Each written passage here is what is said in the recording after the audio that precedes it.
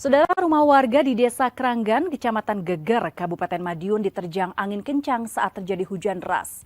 Kejadian ini membuat rumah rusak di bagian atap dan sejumlah pohon-pohon tumbang. Beginilah situasi saat terjadi hujan disertai angin kencang di Desa Kranggan, Kecamatan Geger, Kabupaten Madiun. Kondisi itu membuat warga yang berada di dalam rumah panik saat mengetahui terjangan angin merusak dan menghempaskan atap rumah. Menurut warga, saat hujan deras terjadi angin kencang dari arah selatan dan menerjang apa saja yang dilalui. Selain merusak atap rumah, angin kencang juga menumbangkan sejumlah pohon.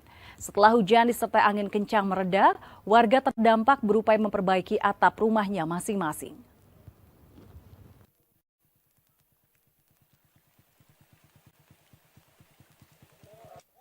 Terus ini yang rusak apa aja, Pak?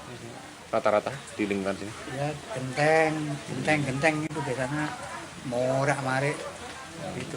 Tersikap gitu, Pak ya? Iya, tersingkat,